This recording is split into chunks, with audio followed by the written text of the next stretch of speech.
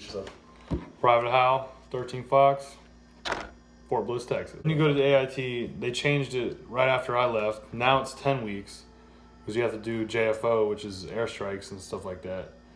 So it's going to be 10 weeks for the new recruits and all that. But it's so overbooked, you might be a hold under for weeks at a time, like I was, like 7 weeks. So I was ended up being there for like 4 months, and I should have been there for 2. crap. So 4 months? What'd you do? What were the privileges like? 7 weeks, you sit there.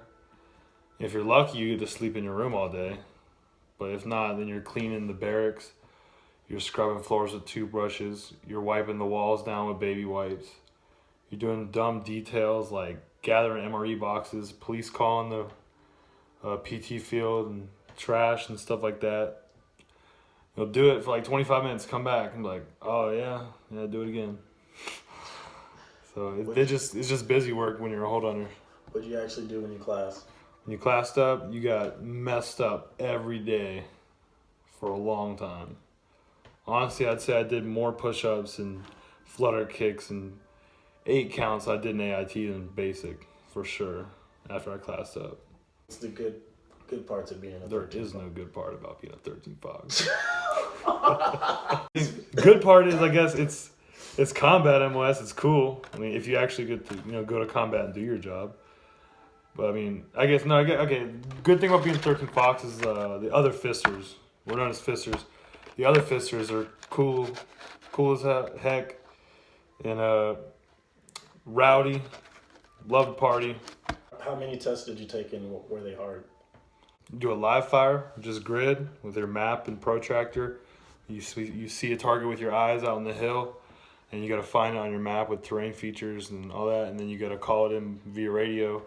And it's cool. You get to watch the artillery rounds fly over your head and blow up the target you're shooting at. That's pretty cool. So like your tests were like outside, actual? Yeah, in the field. You're not in the field a lot, but when you are, it's cool because you're dropping artillery rounds. And you do tech fire, which is like this LLDR. It's like this big camera with a laser on it, and you zoom in, and that gets you the coordinates. And then you just, same thing, you call it in radio, or they have this little thing you type it in by hand. It's basically like a text message thing. When you actually got to your unit, were you actually doing like 13 Fox stuff, or is it? Well, actually, kind of, because we're an armored unit, so you can go to you can either go to light infantry unit or armored, and I'm an armored unit. And in the video that the Army made, you'll see it says you could either be a Bradley driver or a Bradley mechanic, or not mechanic, but like an operator or something. So I'm a Bradley driver right now, so I guess I am actually doing something that the video said I'd be doing. Do you recommend becoming a 13 Fox? Be honest. Like the pros and cons. I'd say yes and no, because I guess I'd say yeah because it's a badass MOS. But I mean, I'd say no because no job in the Army actually does a real job. So especially if you're combat arms, you don't actually do your job until you're deployed in combat. A FIST certification for fisters. You have to do a certification every 6 months. It's like a written test, the 12-mile ruck march.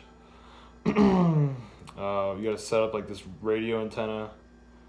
It's like more tests. Yeah, you got to know so much stuff. You could be an E6 and still not know everything this job needs to know. Fat signing bonus for fisters too. Got $20,000 for 3 years. So become a 13 Fox today.